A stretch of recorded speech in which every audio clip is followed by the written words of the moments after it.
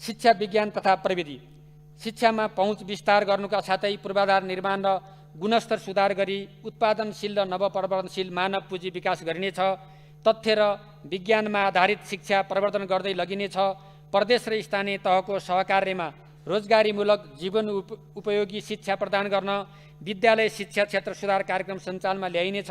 आगामी आर्थिक वर्ष युवा साक्षरता 100% पुर्याउन तथा माध्यमिक र उच्च शिक्षामा कुल भर्ना दर वृद्धि गर्न अभियान सञ्चालन गर्नेछ।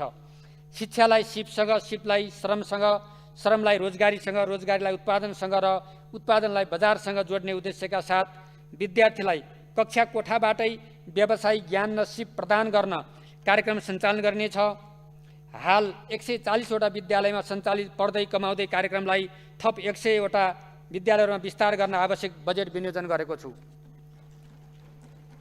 शिक्षासँग सिप भन्ने अभियानका साथ माध्यमिक तह अध्ययन गर्ने विद्यार्थीहरूलाई सिपमूलक तालिम प्रदान गर्ने गरी पाठ्यक्रम विकास गरिनेछ। माध्यमिक तह उत्तीर्ण भएसँगै स्वावलम्बी बन्न सक्ने गरी विद्यार्थीलाई कुनै एक व्यावसायिक दक्षता हासिल गराई रोजगार वा स्वरोजगार बन्न सक्षम बनाइनेछ। प्राविधिक विषयको स्नातक तह र अन्य विषयमा स्नातकोत्तर तहमा अध्ययनरत विद्यार्थीहरूलाई स्थानीय तहको योजना निर्माण ग्रामीण विकासमा योगदान गर्ने गरी न्यूनतम 90 दिन स्वयंसेवामा लगाउन सम्बन्धित विश्वविद्यालयले आवश्यक व्यवस्था मिलाउनेछ। राष्ट्रपति शैक्षिक सुधार कार्यक्रम अन्तर्गत आगामी आर्थिक वर्ष 1200 सामुदायिक विद्यालयको प्राविधिक पूर्वाधार सहितका विद्यालय भवन निर्माण गरिनेछ। शिक्षकको क्षमता विकास, कार्यमूलक अनुसन्धान र परियोजना कार्यमा आधारित शिक्षण सिकाइ र विद्यार्थीको क्षमता वृद्धि गर्न वार्षिक कार्ययोजना बनाई शैक्षिक गुणस्तर अभिवृद्धि गर्ने कार्यक्रम सञ्चालन गर्नेछ।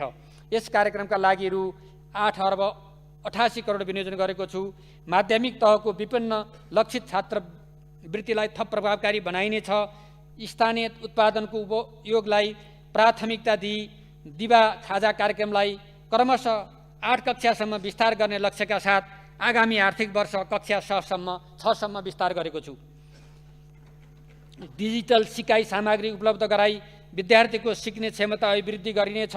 माध्यमिक तहको अङ्ग्रेजी, गणित र विज्ञान विषयको विज्ञ शिक्षकहरूबाट भर्चुअल माध्यमबाट शिक्षणको व्यवस्था गरी गुणस्तरीय शिक्षाको सुनिश्चितता गर्न प्रत्येक प्रदेशमा 20 वटा विद्यालयहरूको लागि आवश्यक पर्ने इन्टरनेट, डिजिटल बोर्ड र अन्य सामग्री खरिदका लागि रु 10 करोड विनियोजन गरेको छु।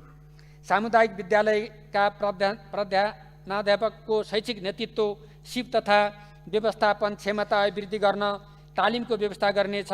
विद्यार्थीहरूको शैक्षिक नतिजाका आधारमा विद्यालय व्यवस्थापन तथा शैक्षिक सुधारको लागि प्रधानाध्यापकबाट पेश भएको प्रस्ताव विद्यालय व्यवस्थापन समितिबाट स्वीकृति भएमा सो बमोजिम योजना कार्यान्वयन गर्न रु 5 लाखसम्म प्रधानाध्यापकले खर्च गर्न पाउने व्यवस्था मिलाएको छु।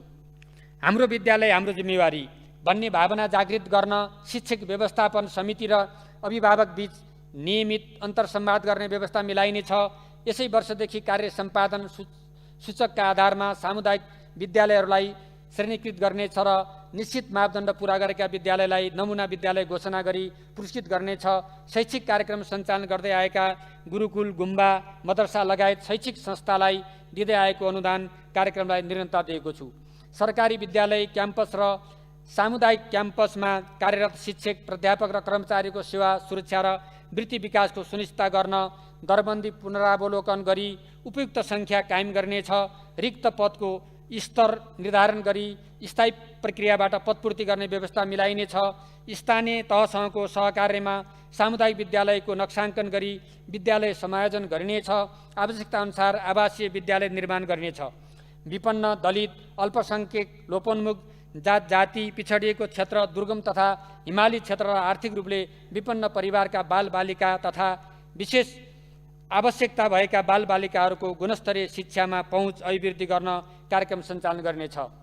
परिवर्तनकारी आन्दोलन र युद्धका क्रममा जीवन उत्सर्ग गर्ने शहीद एवं बेपत्ता परिवार, विभिन्न आन्दोलनमा घाइते एवं अपाङ्ग भएका र द्वन्द्व पीडित परिवारका बालबालिकाहरूका लागि स्थापित शहीद स्मृति विद्यालयहरूलाई क्रमशः सार्वजनिक प्राविधिक विद्यालयमा परिणत गरिनेछ। प्राविधिक तथा व्यावसायिक शिक्षा तालिम परिषदको पुनर्संरचना गरी छुट्टा छुट्टै तालिम गुणस्तर नियामक निकाय र सिपमूलक तालिम कार्यक्रम कार्यान्वयन निकायको रूपमा विकास गरिनेछ। प्राविधिक तथा व्यावसायिक शिक्षाको विस्तार समृद्धिको आधार भन्ने सोचका साथ हाल सञ्चालनमा रहेका प्राविधिक विद्यालयको नक्साङ्कन तथा समायोजन गरी पहुँच विस्तार गरिनेछ। प्राविधिक शिक्षालाई क्रमशः प्रदेशमा हस्तान्तरण गरिनेछ। प्राविधिक तथा व्यावसायिक शिक्षा तालिम तर्फहरू 8 अर्ब 30 करोड विनियोजन गरेको छु। नयाँ र उदीयमान विषयमा उच्च शिक्षाको अध्ययनको अवसर स्वदेशभित्रै प्रदान गरी उच्च शिक्षाका लागि विदेश जाने प्रवृत्ति न्यून गर्न सार्वजनिक निजी साझेदारी अवधारणामा अन्तर्राष्ट्रिय स्तरको सूचना प्रविधि अध्ययन प्रतिष्ठान स्थापना गर्न सहजीकरण गरिनेछ। उच्च शिक्षाको अध्ययन अध्यापन कार्यालय अनुसन्धानमा आधारित बनाउन त्रिभुवन विश्वविद्यालय सेन्टर अफ एक्सिलेन्सका रूपमा विकास गरिनेछ। नेपालका उच्च शैक्षिक संस्थाहरूमा विदेशी विद्यार्थीको लागि आरक्षणको व्यवस्था गरी भर्ना, भिसा र आवासको सहज व्यवस्था गरिनेछ। विदेशी प्राध्यापकहरूलाई समेत सहज भिसा सुविधाको व्यवस्था गरी नेपाल आउन सहजीकरण गरिनेछ। गुणस्तरीय स्वास्थ्य शिक्षा र सेवाको विस्तार गरी प्रादेशिक सन्तुलन कायम गर्न विश्वविद्यालयहरूसँगको सहकार्यमा प्रदेश सरकार र अन्तर्गतका अस्पतालहरूमा मेडिकल कलेज स्थापना गर्ने नीति लिइनेछ। बुटोल मेडिकल कलेज र लुम्बिनी प्रादेशिक अस्पताल, सुर्खेत मेडिकल कलेज र कर्णाली प्रादेशिक अस्पताल, कर्णाली स्वास्थ्य विज्ञान प्रतिष्ठान र चौजारी सामुदायिक अस्पताल तथा गेटा मेडिकल कलेज र सेती तथा महाकाली अस्पताल बीचको सहकार्यमा सम्बन्धित विश्वविद्यालय अन्तर्गत मेडिकल कलेज सञ्चालन गर्ने व्यवस्था मिलाइनेछ। डडेलधुरामा मेडिकल कलेज स्थापनाको प्रक्रिया अगाडि बढाइनेछ।